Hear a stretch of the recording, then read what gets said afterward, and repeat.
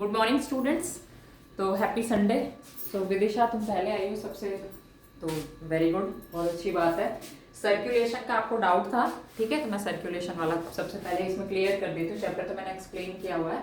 देखो ये आपने डायग्राम कल बनाया था और बहुत अच्छा डायग्राम है, दैट्स वाई मैंने रब नहीं किया, तो मैं इसी से एक्सप्लेन कर देती हूँ।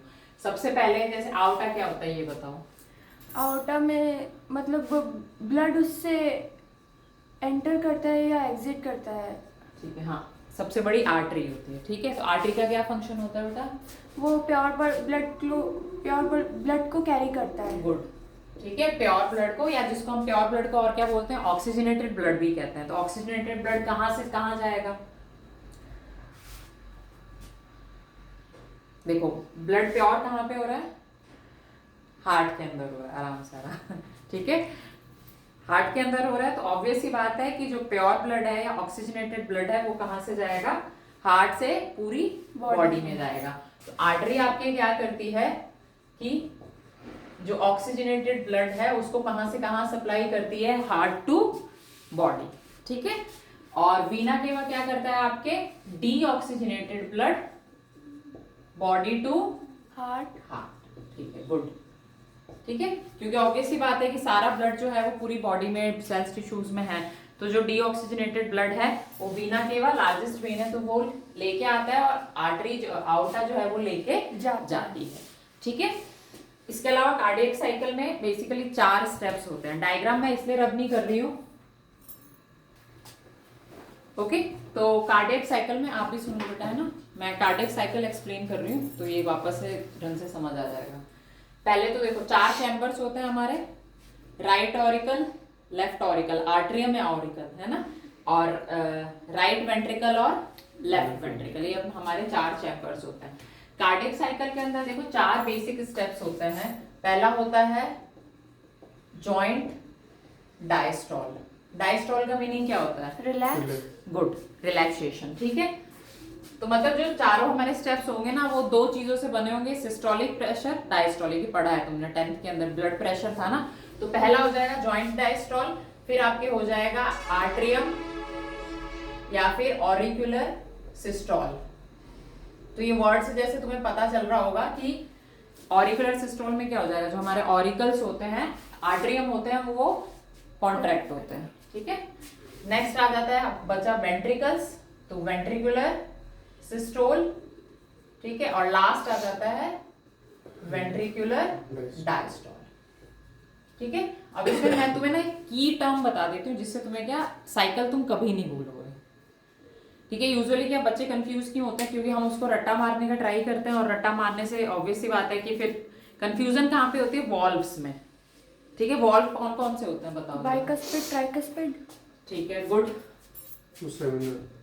एक होता है बाइकस्पिड, बाइकस्पिड को और क्या बोलते हैं? मिट्रल वॉल्व्स, ठीक है। सेकंड होता है आपका ट्राइकस्पिड, और लास्ट होता है आपका सेमिलुनार। वॉल्व का फंक्शन क्या होता है? ब्लड को बैकवर्ड, जो ब्लड का बैक फ्लो है उसको प्रिवेंट करना है, यानी इंटरमिक्सिंग ऑफ ब्लड। अब इंटरमिक्सिंग क्यों? क्योंकि आपको पता है 10th में तुम्हारे इस क्लास में क्या था कि ये वाला कलर, ये वाला पार्ट जो ब्लू कलर से बना हुआ था, और ये वाला पार्ट क्या हुआ था? Red colour. तो it signifies the deoxygenated part and that signifies the oxygenated part, ठीक है। तो उसमें क्या होता है, आपके जो वॉल्व होते हैं वो क्या करते हैं कि जब ब्लड, ऑब्वियस सी बात है कि प्योर होके जा रहा है बॉडी में, तो उस टाइम ऐसा नहीं होना चाहिए कि वापस ही फ्लो हो जाए और मिक्स हो जाए। कौन सा ब्लड? प्योर और इम्प्योर ब्लड, क्योंकि 2 हिस्सों में डिवाइड है, शुद्ध और अशुद्ध, ऑक्सीजनेटेड एंड डीऑक्सीजनेटेड। तो वॉल्व उसको प्रिवेंट करते हैं। आप लोगों ने सुना होगा जैसे किसी के दिल में छेद है ना, तो वो एक्चुअली उनका वॉल्व डैमेज हो जाता है, ठीक है। तो वॉल्व डैमेज होने की वजह से क्या होता है कि ऑब्वियस ही बात है कि फिर पूरा हार्ट का फंक्शनिंग ही क्या हो जाएगा? खराब हो जाएगा, ठीक है।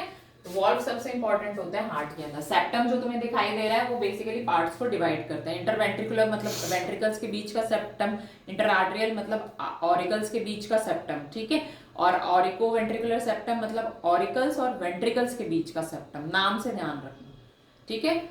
अब आ जाओ वॉल्व में। देखो बाइकस्पिड और ट्राइकस्पिड यूजुअली क्या होता है कि दोनों साथ में या तो बंद होंगे या साथ में खुलेंगे। अब अगर हम इसकी बात करें तो पहला है जॉइंट डायस्टॉल।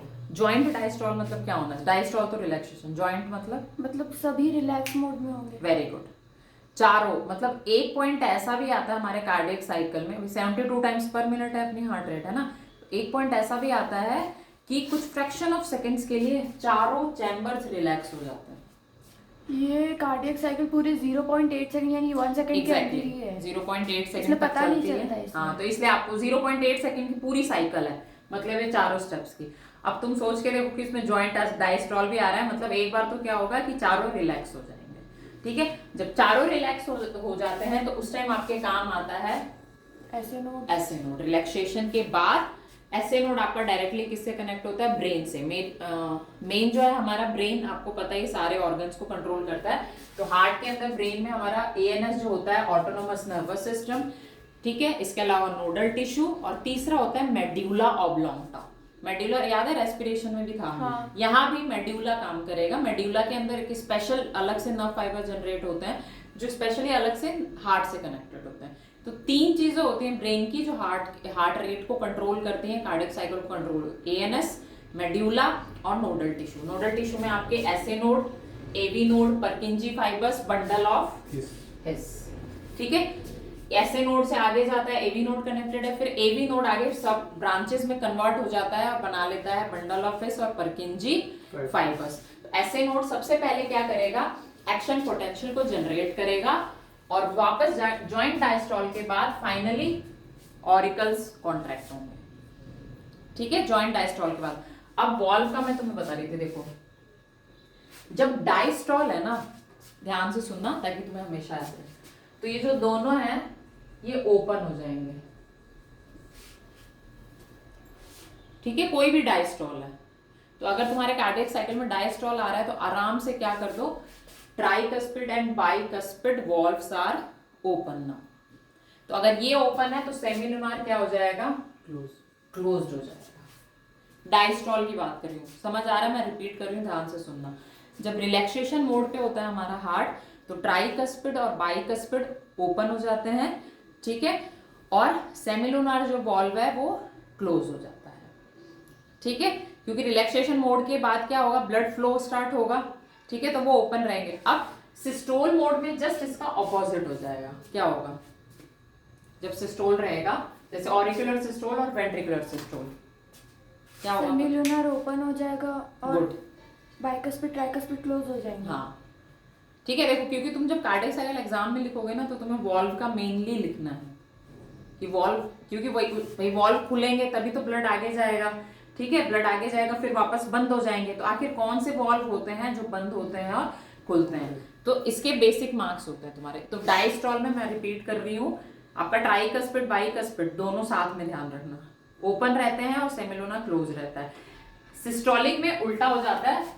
ठीक है, ये दो सिस्टोल है आपके, तो इन दोनों के अंदर क्या होगा कि बाइकस्पिड और ट्राइकस्पिड क्लोज्ड हो जाएगा, और फिर जब ये क्लोज होंगे तो ऑब्वियस ही बात है ब्लड तो फ्लो होना ही है, तो सेमिलुनार वॉल्व क्या हो जाएंगे? ओपन हो जाएंगे। ठीक है, उसके थ्रू ब्लड फ्लो होगा। ये चीज समझ आ गई अच्छे से? मैम एक बात समझिए कि मतलब हार्ट के अंदर बाइकस्पिड ट्राइकस्पिड सेमिलुनार होते कहाँ हैं? मतलब जो ऐसे होने से रोकते हैं, मतलब ब्लड मिक्सिंग से, तो कहाँ पे लोकेट होते हैं ये तुम्हारे ऑरिकल्स और वेंट्रिकल्स के बीच में होते हैं ना। देखो तुम्हारे उसमें और ऑलरेडी गिवन है ना, देखो एक मिनट, इसको काफी अच्छा लग रहा है, मतलब ऐसा लग रहा था कि मॉर्निंग वॉक कर लें। इट्स है ना, क्लास से बेटर। चलो ये हटा दूं फिर अभी। बेसिक बेसिक तो मैंने बता दिया, मैं वापस बता दूंगी दशरथ, ठीक है? सुन लो, पहला था ट्राइकस्पिड। ट्राई का मतलब है 3 फ्लैप्स या कस्प्स। ये किसके बीच में होते हैं आपके? राइट ऑरिकल और right ventricle. Good, right auricle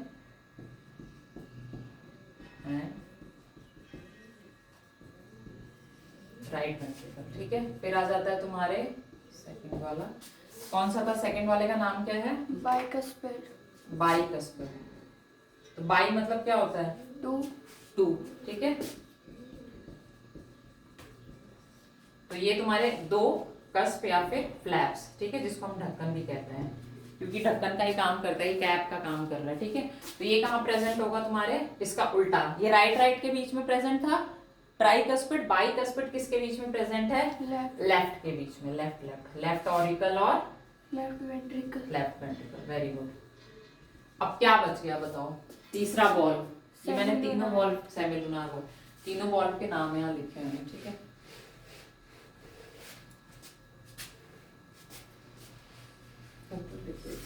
अब बताओ कहाँ प्रेजेंट होगा ये, दोनों वेंट्रिकल्स के बीच में।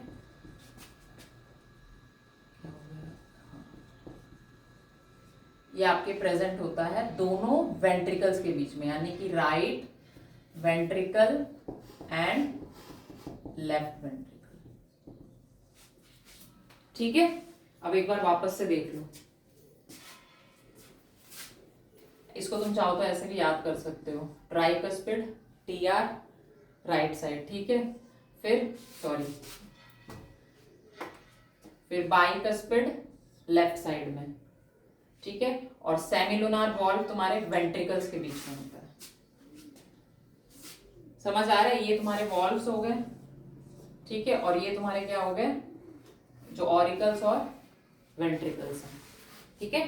तो आपका ट्राइकस्पिड राइट पार्ट में, right auricle right ventricle, bicuspid left auricle left ventricle, sorry, और सेमिलुनार दोनों वेंट्रिकल्स के बीच में। अब याद रहेगा, ठीक है, रिपीट करोगे तो अच्छे से याद हो जाएगा। सेमिलुनार का मीनिंग क्या होता है ये बता दो मुझे,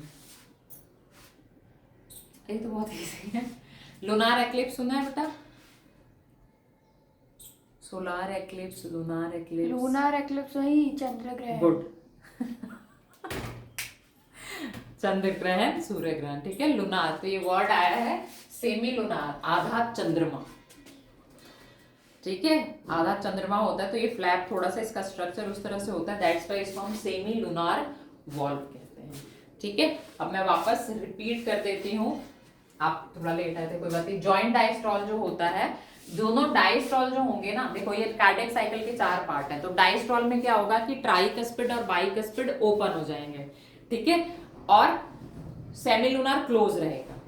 डायस्ट्रॉल के टाइम में ध्यान रखना, ट्राइकस्पिड बाइकस्पिड आपके ओपन है और जो सेमिलुनार है वो क्लोज है जब रिलैक्सेशन हो रहा है हार्ट, और जस्ट इसका ऑपोजिट हो जाएगा कॉन्ट्रैक्शन के टाइम में, यानी कि सिस्टोल के टाइम में। तो ट्राइकस्पिड बाइकस्पिड जो ओपन थे सिस्टोल के टाइम में क्या हो जाएगा, वो क्लोज हो जाएंगे, और सेमिलुनार वॉल्व जो है वो ओपन हो जाएगा। ये चीज हमेशा ध्यान रखना कि जो वेंट्रिकल्स होते हैं उनका साइज ऑब्वियस सी बात है ऑरिकल से बड़ा होता है, और वेंट्रिकल्स का जो ब्लड फ्लो होता है वो आपका, उसमें जो प्रेशर होता है ब्लड फ्लो होता है वो एज कम्पेयर टू ऑरिकल्स ज्यादा होता है। आपकी बुक में मेंशन भी किया हुआ है कि जब आर्टेरियल सिस्टोल से वेंट्रिकुलर सिस्टोल पे साइकिल जाती है तो 30% तक प्रेशर इंक्रीज हो जाता है, ब्लड फ्लो इंक्रीज हो जाता है। ये भी एक रीजन है कि तुम्हारा जो स्ट्रोक वॉल्यूम दिया हुआ है लास्ट में कार्डियक साइकिल के बाद में, और कार्डियक आउटपुट दोनों ही वेंट्रिकल्स में, ठीक है। स्ट्रोक वॉल्यूम कितना होता है आपका 70 ml होता है, ठीक है। वेंट्रिकल्स में कितना टोटल ब्लड फ्लो हो रहा है वो 70 ml, ठीक है। उसको तुम हार्ट बीट से जब मल्टीप्लाई कर दोगे, कितनी है हार्ट बीट्स हमारी पर मिनट 72, तो जब हम इन दोनों को stroke volume multiply by heart beat, ये आपका निकल जाता है कार्डियक आउटपुट। तो ये आपका अप्रॉक्स आ जाता है 5000 ml, और अगर हम इसको लीटर में कन्वर्ट करें तो ये हो जाता है 5 लीटर। तो हमारा जो कार्डियक आउटपुट होता है टोटल साइकिल का वो होता है 5 लीटर। 4940। हाँ काइंड ऑफ, ठीक है, अप्रॉक्स बोला ना मैंने इसीलिए, ठीक है। यहाँ तक कोई डाउट है तो पूछ लो और फिर मुझे बता दो, ठीक है।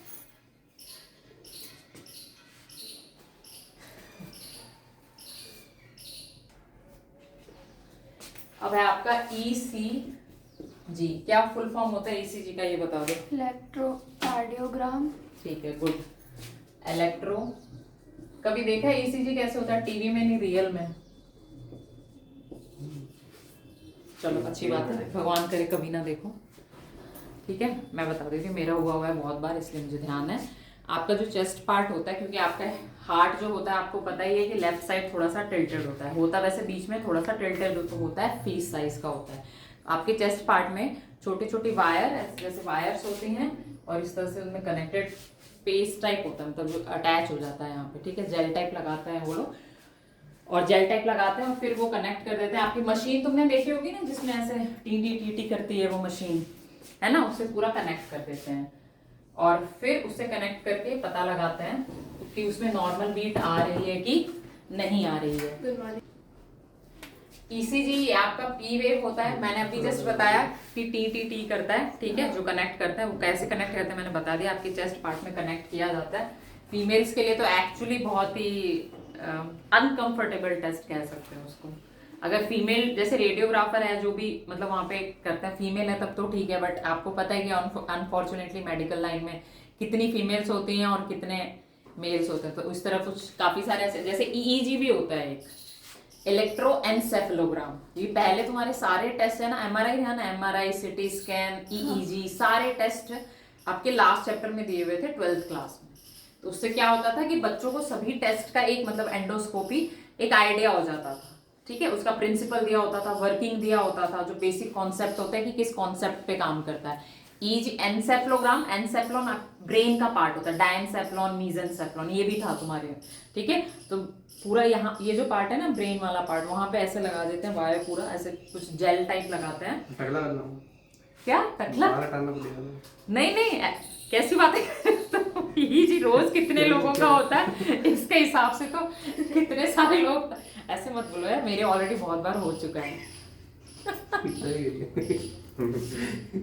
मैं तो छोटी थी, मैं 10th क्लास में भी हुआ था, 9th में भी हुआ था, 11th में बहुत बार हुआ था।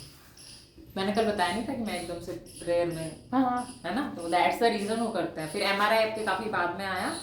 एमआरआई आपके पूरा नेगेटिव माइनस टेम्परेचर होता है, उस पर काम, मैग्नेटिक रेजोनेंस इमेजिंग, ठीक है, तो वो मैग्नेटिक फील्ड पे काम करता है। एमआरआई सबसे बेस्ट टेस्ट इसलिए भी माना जाता है क्योंकि कॉस्टली है, क्योंकि उससे क्या होता है टॉप टू बॉटम आपके सारे ऑर्गन्स का एकदम स्पेसिफिकेशंस आ जाता है कि कहाँ पे कोई डिफेक्ट है। बट वही अभी थोड़ा टाइम पहले मैंने बताया नहीं था कि एक आदमी था वो चाबी लेके और फिर डेथ हो गई थी उसकी। तो ये एक्चुअली हमारी रिस्पॉन्सिबिलिटी, या तो आप थोड़ा तो उसके बारे में पढ़ के जाओ जब टेस्ट कराने जा रहे हो, कि टेस्ट में क्या क्या चीजें ध्यान रखो, क्योंकि आपकी पूरी बॉडी अंदर जाती है ना। मुझे तो बड़ा अच्छा लगा था, बाकियों का पता नहीं है, काफी वो रहता है। एनीवेज ईसीजी में आ जाइए आप वापस, पी, क्यूआरएस और टी, ठीक है। ये आपकी 3 वेव्स होती हैं। पी क्या होता है? एक्सिटेशन ऑफ आरपीएम, या फिर क्या मीनिंग होगा एक्सिटेशन का मतलब? एक्साइट। गुड, सही जा रहे हो, बोलो तो सही। एक्साइट मतलब कॉन्ट्रैक्शन, ठीक है। जब हमारा जो ऑरिकल्स हैं, अभी मैंने क्या पढ़ाया, जस्ट मैंने बताया ना, कार्डियक साइकिल में 4 स्टेप्स होते हैं। जॉइंट डायस्टोल पहला, ठीक है, दूसरा आर्टेरियल सिस्टोल, तीसरा वेंट्रिकुलर सिस्टोल और चौथा वेंट्रिकुलर डायस्टोल, ठीक है। तो देखो जॉइंट डायस्टोल में तो आपका क्या रहता है कि जो चारों चैम्बर्स हैं वो रिलैक्स पोजीशन पे रहते हैं, इसीलिए इसको हम बोलते हैं जॉइंट डायस्टोल, ठीक है।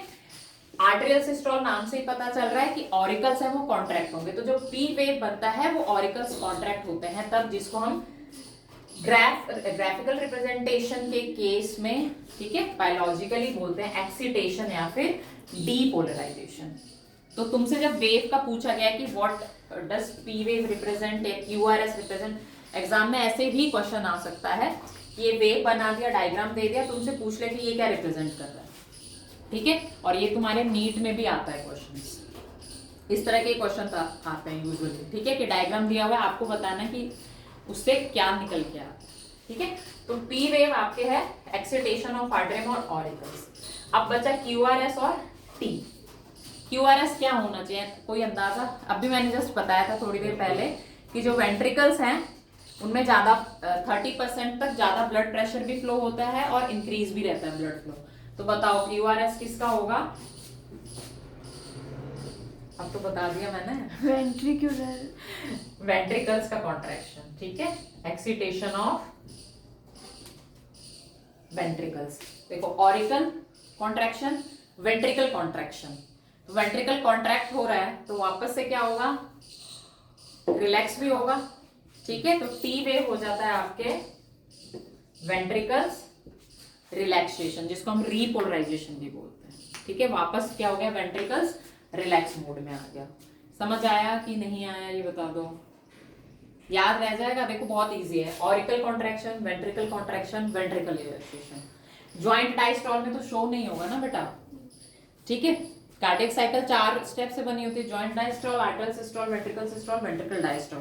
तो ये तो शो कैसे होगा, क्योंकि चारों रिलैक्स पे हैं तो बचे वो तीनों, तो इस सीक्वेंस में ही है, arterial systole, ventricular systole, ventricular diastole. इस सीक्वेंस में ही है तुम्हारे, टफ नहीं है। तो कंफ्यूजन की कोई, अगर तुम्हें कार्डियक साइकिल का स्टेप्स पता है तो ऑब्वियस ही बात है कि तुम ये स्टेप भी लिख सकते हो। एनी डाउट, समझ आ रहा है आजकल, कंफ्यूजिंग तो नहीं लग रहा। देखो एक बार ये करने के बाद थोड़ा सा बुक में वापस से रीड करोगे ना तो ज्यादा बेटर समझ आएगा, ठीक है। हाँ तो मैं ये बता रही थी बेटा कि जो चारों साइकिल होती है उसमें जो डायस्टॉल होता है, दोनों जो डायस्टॉल होंगे, ठीक है, जॉइंट डायस्टॉल होगा और वेंट्रिकुलर डायस्टॉल होगा, उसमें आपके क्या रहता है कि जो सेमिलुनर सॉरी ट्राइकस्पिड और बाइकस्पिड वॉल्व होती हैं वो ओपन रहती हैं और सेमिलुनर वॉल्व क्लोज रहते हैं। मेनली उसमें तुम्हें वॉल्व का लिखना होता है। वेंट्रिकुलर सिस्टोल में एक लिखना होता है कि प्रेशर बढ़ जाएगा, है ना, ब्लड फ्लो इंक्रीज हो जाता है, वेंट्रिकल्स में जाता है, जब ऑरिकल से वेंट्रिकल्स में जाता है, ठीक है। तो एक ये चीज ध्यान रखना। दूसरा, जस्ट सिस्टोल जब आएगा तो इसका ऑपोजिट हो जाता है, ठीक है।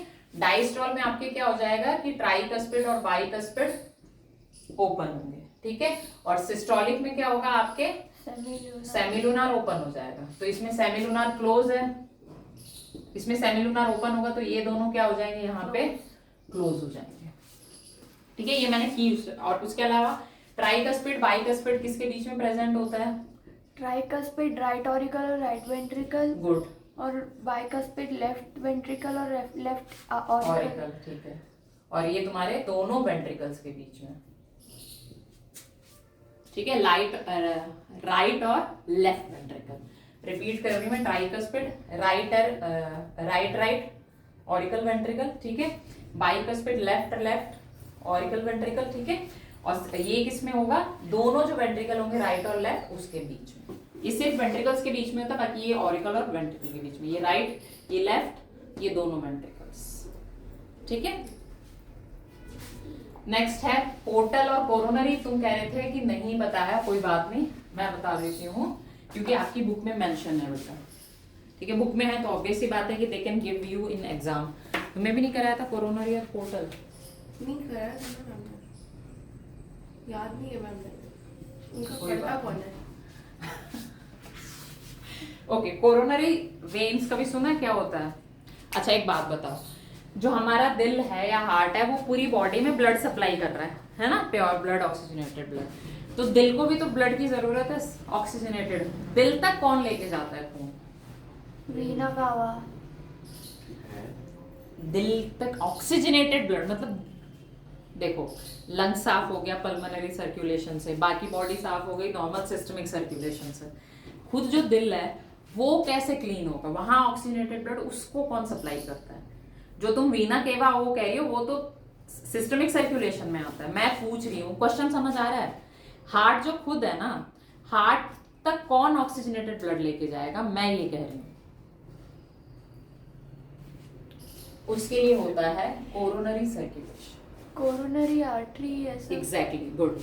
कोरोनरी आर्टरीज होती हैं, ठीक है, एकदम थिन होती हैं, ठीक है, बहुत थिन। कभी तुमने ध्यान दिया होगा तो कभी वीडियोस वगैरह तुमने देखी है, इनसे सिर्फ जो गैसेस और लिक्विड्स ही एक्सचेंज होते हैं। एग्जैक्टली, हाँ, ये और कल बहुत पतली पतली सी होती हैं, ठीक है, वेनलेस बहुत पतली होती हैं।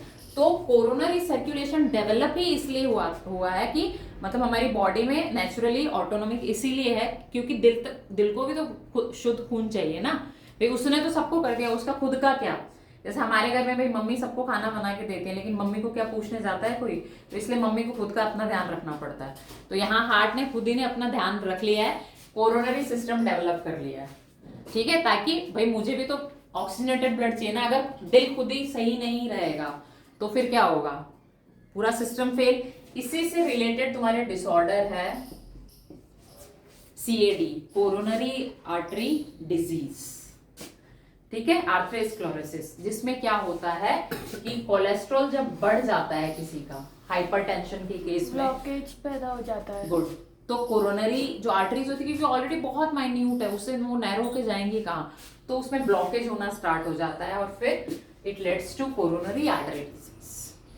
अगर इसमें 3 या उससे ज्यादा ब्लॉकेजेस पाए गए तो मैंने आपको बताया था ना कि ओपन हार्ट सर्जरी होगी। एग्जैक्टली, एंजियोप्लास्टी करते हैं पहले उसका पता लगाने के लिए, और आजकल तो नॉर्मल हो गया, पता है, मतलब ऐसा क्योंकि मेरे पापा का काफी पहले होता, फिर अभी एक मैम है, वो तो खैर यंग ही है, उनका मैंने सुना कि वो अहमदाबाद गई थी, तब फिर हम रिसर्च करते हैं, पढ़ते हैं, साइंस स्टूडेंट है, ठीक है। तो आजकल 60 to 70% जो लोग हैं ना, उनमें नॉर्मल है, जो तुम कह रही हो ना कि 2-3 ब्लॉकेज तो नॉर्मल हो चुका है, इतना रहता ही है, क्योंकि हमारी डाइट, हमारा खान पान, जो हवा, सब कुछ। अब परसों तुमने पढ़ाई, कल भी मैंने बताया था कि 14 साल के बच्चे की हार्ट अटैक से डेथ हो गई स्कूल के अंदर, ध्यान है, परसों की फ्रंट पेज न्यूज है। इससे थोड़े टाइम पहले 11 साल के बच्चे की हार्ट अटैक से डेथ हुई। तो ये सारी चीजें मतलब एक्चुअली हमें सोचने पे मजबूर करती हैं। और ये देखो, उसका रीजन भी है, आप फिजिकल एक्टिविटी कितना ही करते हो। छोटे बच्चों की बात करो, चलो तुम्हें तो गेम में इंटरेस्ट होगा क्योंकि तुम्हारी एज थोड़ी वो हो चुकी है और तुमने बचपन में कुछ तो खेला ही होगा, इतना मोबाइल का वो नहीं था, स्मार्टफोन्स का। लेकिन अभी तुम अगर बच्चों को देखोगे तो क्या हो चुका है, फोन से ही ज्यादातर। अभी जस्ट मेरे क्लोज वन काफी सारे हैं फ्रेंड्स वगैरह, वो अपने बच्चों को फोन किस लिए पकड़ाते हैं, ताकि वो खाना खा लें किसी तरह, ठीक है। तो ये कितनी मतलब देखा जाए तो बेवकूफाना हरकत है कि क्या आप में, आई एम सॉरी टू से, क्या इतनी कैपेसिटी नहीं कि आप बच्चे को खाना खिला पाओ घूम घूम के मेहनत करके। तो क्योंकि आपको मेहनत नहीं करना है, हार्डवर्क नहीं करना है, तो ठीक है, फोन सामने रख दो, कार्टून या जो भी चला दो और फिर खाना खिलाते रहो। तो उससे ऑब्वियस सी बात है कि बच्चा हैबिचुअल हो जाएगा उस चीज का। क्योंकि देखो, छोटे बच्चे का जो डेवलपमेंट होता है, ग्रोथ होता है, जो जो तुम उसके सामने बोल रहे हो ना, भले ही वो बोल नहीं पा रहा है। कल मैं याद है वो बता रही थी, सावधान, एक आंटी थी, 3 साल की बच्ची थी, हाँ। सावधान इंडिया क्राइम पेट्रोल जब हम बात कर रहे थे, तो सावधान इंडिया लगा के रखती थी, भले ही 3 साल की बच्ची। अब माता पिता को क्या लगे, इसको क्या ही समझ आ जाएगा, इसलिए पेरेंटिंग बहुत जरूरी होती है। अब वो बच्ची सावधान इंडिया तो मतलब हद से ज्यादा मतलब वाहियात है, ऐसा लगता है वो तो बता रहा है कि ऐसे क्राइम करें, हाउ टू डू क्राइम, ठीक है। तो वो बच्ची देखी तो कहीं ना कहीं उसके मेंटल तो दिमाग में असर हो ही रहा था, तो वो उस टाइम तो सामने नहीं आएगा, लेकिन जब वो एडोलेसेंस एज में जाएगी तब वो चीजें सामने निकल कर आती हैं, उभर कर आती हैं, और फिर उस टाइम पेरेंट्स को लगता है कि आखिर ये हो क्या रहा है, ठीक है। तो ये सारी चीजें इंटर रिलेटेड है। क्योंकि कल ही मैं पढ़ रही थी कि किसी का हेडेक हो रहा था आधा, तो किसी ने मतलब ऐसे बोला कि मतलब वो आधा हेडेक इसलिए, और हाँ, एक जैसे मेरी सिस्टर ने भेजा था मुझे, आपके जो ऑर्गन्स होते हैं ना, तो कभी कभी होता है ना, सडन यहाँ शोल्डर में पेन होने लगा, कभी यहाँ पे पेन होने लगा, तो सभी ऑर्गन सिग्निफाई करते हैं आपको, आपके ब्रेन को, आपके हार्ट को, कि तुम्हारे यहाँ पे प्रॉब्लम है। और ये यूजुअली स्ट्रेस की वजह से होता है। स्ट्रेस में भी अलग अलग टाइप्स, जैसे यहाँ का मैंने पढ़ा था, शोल्डर अगर किसी के पेन होता है तो इसका मतलब वो रिस्पॉन्सिबिलिटी के बारे में बहुत ज़्यादा सोचता है कि मेरे ऊपर ये रिस्पॉन्सिबिलिटी आ जाएगी, इस रिस्पॉन्सिबिलिटी को लेकर स्ट्रेस लेता है। मतलब अगर कहीं पे भी बॉडी पार्ट में दर्द हो, मतलब वो अलग तरीके का स्ट्रेस। हाँ एग्जैक्टली, जैसे कंधे पे आया तो मेरे वो होता है ना यार, कोट बोलते हैं ना, समथिंग कंधे पे मेरे वो है, बोझ है समथिंग, है ना, तो वो उस कह सकते हैं वो उससे रिलेटेड है। उसी तरह हाथ में होता है लेफ्ट का, जैसे लेफ्ट का था कि हार्ट में इशू है, मतलब तुम्हें डॉक्टर को जाके चेक कराना चाहिए कि लेफ्ट हैंड अगर दर्द हो रहा है। इसके अलावा हीमोग्लोबिन से भी रिलेटेड होता है, जैसे इस और पार्ट्स भी, जैसे इतना हाथ दर्द हो रहा है तो हीमोग्लोबिन से रिलेटेड है, ये वाला हो रहा है तो आपके हार्ट से रिलेटेड है, फिर सर्वाइकल से, सर्वाइकल का तो खैर अलग ही पेन होता है। तो सबका अलग अलग मतलब पेन और स्ट्रेस, हमारी बॉडी ऑलरेडी हमको सिग्नल भेजती है, इतनी स्ट्रांग है, हमारा ब्रेन इतना स्ट्रांग है, बट हम क्या है उसको इग्नोर कर देते हैं। और हम उसको कोप अप भी कर सकते हैं, जरूरी नहीं कि तुम डॉक्टर के पास जाओ, उसको योगा के थ्रू, मेडिटेशन के थ्रू कोप अप किया जा सकता है। बट ये है कि उसके लिए तुमको बिलीव करना पड़ेगा। ये ऐसा नहीं कि मैंने तुमको बोला तुम बिना बिलीव के ट्राई कर रहे हो, जबरदस्ती नहीं, अपनी बॉडी के साथ जबरदस्ती करोगे तो कोई रिजल्ट नहीं आएगा। हाँ, पहले बिलीव करो कि हाँ मेडिटेशन से ये चीज जाएगी, ठीक है। जैसे मैंने याद है बताया था 3 एड्स के केस रिपोर्ट हुए हैं पूरे वर्ल्ड में जो अपने आप ठीक हो गए थे, जबकि आपको पता है कि एड्स का कोई ट्रीटमेंट नहीं है। तो जब वो सही हो सकता है तो मुझे लगता है दुनिया में कुछ भी चीज सही हो सकती है, ठीक है। ओके, ये समझ आ गया कोरोनरी सर्कुलेशन क्या होता है। ठीक है, कोरोनरी वेन्स डेवलप होती हैं, आर्टरीज डेवलप होती हैं जो हार्ट को खुद को ऑक्सीजनेटेड ब्लड सप्लाई करती हैं, ठीक है, क्योंकि उसको सबसे पहले जरूरत है ताकि वो हमारी बॉडी को ऑक्सीजनेटेड मतलब प्योर रख सके और हेल्दी रख सके, तो उसको हम कहते हैं कोरोनरी सर्कुलेशन। इसके बाद एक आता है आपका पोर्टल सर्कुलेशन। अनफॉर्चुनेटली पोर्टल जो था तुम्हारे डाइजेस्टिव सिस्टम में था, जो कि सीबीएसई ने डिलीट कर दिया, ठीक है, ताकि बच्चे आगे जाके फिर सुसाइड कैसे करेंगे, भाई यहाँ तो कम है वहां ज्यादा है, तो कैसे तो कुछ ना कुछ तो करना पड़ेगा ना, तो फिर आई एम सॉरी टू से। एक वेन होती है, ध्यान से सुनो, हिपैटिक पोर्टल वेन। हिपैटिक का मीनिंग क्या होता है, मैंने बताया हुआ है। ये उसमें तो फ्रॉग में हेपेटाइटिस क्या होता है? वर्ड सुना है लेकिन मीनिंग पता नहीं है। जॉइंटिस क्या होता है? ये भी सुना है। जॉन्डिस तो बीमारी है ना। हाँ हाँ पता हो ना, ये भी हेपेटाइटिस भी बीमारी ही है बेटा। जॉइंटिस क्या होता है बताओ?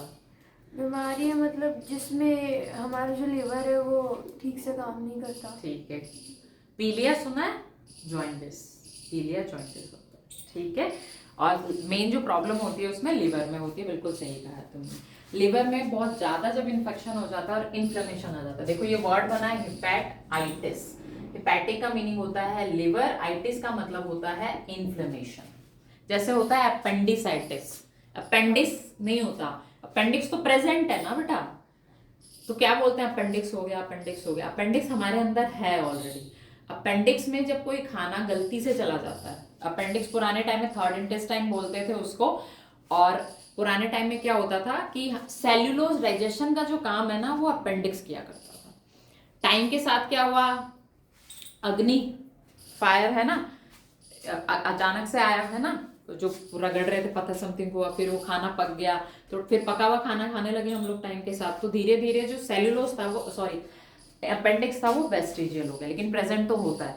अब उसमें क्या होता है कि गलती से, जैसे तो हम ढंग से खाना नहीं खा रहे हैं, खड़े होके खा रहे हैं या ऐसे भी, ठीक है, अपेंडिक्स में खाना जाके फंस जाता है। अब वहां से कोई ऐसा स्रोत तो है नहीं, पाथवे तो है नहीं कि खाना निकले, तो वहां पे धीरे धीरे सूजन आने लगती है, उसको कहते हैं अपेंडिसाइटिस। अपेंडिक्स का पेन बहुत ज्यादा सीवियर होता है, कितनी बार डेथ भी हो जाती है अगर पहले पता ना चले। पता चल जाता है तो अपेंडिक्स को हटा दिया जाता है, ठीक है। और आजकल तो ऐसा भी हो गया है कि जब बच्चा पैदा होता है ना, तो उसी टाइम समथिंग ऐसी सर्जरी आई है, टेक्निक आई, मैं न्यूज़पेपर में पढ़ रही थी कि लोग फिर बच्चे का अपेंडिक्स बचपन से ही हटवा देते हैं ताकि आगे जाके ऐसी कोई दिक्कत ही ना आए। क्योंकि मेरे घर के पास एक 21 साल की थी लड़की, उनकी डेथ हो गई थी अपेंडिसाइटिस से, क्योंकि पेन बहुत ज्यादा मतलब अनबियरेबल पेन होता है, ठीक है। तो उसी तरह हेपेटाइटिस होता है तुम्हारे लिवर में जो इन्फ्लेमेशन हो जाती है। हेपेटाइटिस के टाइप्स होते हैं, मैंने 12th में प्रोजेक्ट इस पे बनाया था, बहुत अच्छा टॉपिक है प्रोजेक्ट के लिए। Hepatitis A B C D E F ऐसे करके। हेपेटाइटिस बी है ना वो एसटीडी है, सेक्सुअली ट्रांसमिटेड, ठीक है। बाकी तो contamination of food, contamination of water ऐसे करके होता है, कॉन्टामिनेटेड से ही होता है। बट हेपेटाइटिस बी, इसका वैक्सीनेशन अवेलेबल है। तो एडोलेसेंट, जैसे आप जिस एज में हो ना, तो वैक्सीनेशन आप लगवा सकते हो हेपेटाइटिस का, ठीक है। अब समझ आ गया। तो हिपैटिक पोर्टल वेन क्या होगा? हिपैटिक तो लिवर हो गया, हिपैटिक पोर्टल वेन क्या होना चाहिए?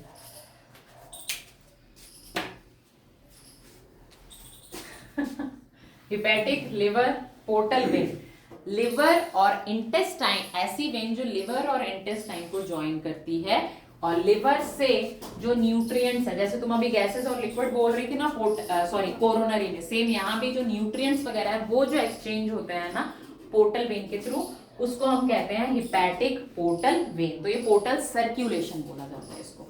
तो इससे न्यूट्रिएंट्स कहाँ जाएंगे? लिवर से सीधे कनेक्टेड होती है वेन जो इंटेस्टाइन में, ठीक है। वैसे ही तुम्हारी बुक में अलग से सिस्टमिक में ही इंक्लूड किया गया है, बट इसको पोर्टल सर्कुलेशन बोला जाता है। ये डाइजेशन से रिलेटेड पार्ट था एक्चुअली, ठीक है। उसमें थी हिपैटिक पोर्टल वेन का पूरा डायग्राम था तुम्हारे, ठीक है। चाहो तो देख लेना घर पे जाके भी, अभी बुक तो पुरानी बुक है तो उसमें मिल जाएगा तुम्हें, बाकी तो क्योंकि करना तो पड़ेगा ही तुम्हें, ठीक है। आगे समझ अच्छे से पोर्टल सर्कुलेशन, कोरोनरी सर्कुलेशन, इसके अलावा सिस्टमिक और पल्मोनरी सर्कुलेशन। इसके बाद आपका बस ब्रेन वाला ही है कि हमारे हार्ट को कौन कौन कंट्रोल करता है, वो मैंने बता दिया। ऑटोनोमिक नर्वस सिस्टम, इसके अलावा नोडल टिश्यू यानी कि SA node, AV node, Purkinje fibre, bundle of His, और लास्ट हो जाता है स्पेशल आपके नर्व होती है मेड्यूला के अंदर। ये तीनों मिलके हमारे हार्ट को कार्डियक साइकिल को, हार्ट रेट को कंट्रोल करते हैं। इसके अलावा डिसऑर्डर है तुम्हारे एंजीना पेक्टोरिस। हाँ क्या होता है, मैंने बताया था ना कि चेस्ट पेन होता है, फिर लोगों को लगता है कि गैस चढ़ गई है। हाँ अपने इंडिया में गैस का बहुत रहता है ना, किसी के दिमाग पे चढ़ जाती है, किसी की आंखों पे चढ़ जाती है, ऐसे। तो एक्चुअली गैस चढ़ना नहीं होता है, अचानक से जब एक्यूट चेस्ट पेन होता है तो वो क्या होता है कि ऑक्सीजन की जो सप्लाई है ना वो नहीं हो पा रही है हार्ट तक प्रॉपर मैनर में, तब जाके चेस्ट पेन होने लगता है अचानक से। ठीक है, उसको हम कहते हैं एंजीना पेक्टोरिस। कोरोनरी आर्टरी डिजीज मैंने बता दिया। लास्ट है तुम्हारा हार्ट फेलियर। ठीक है, किडनी फेलियर भी है जैसे नेक्स्ट चैप्टर में।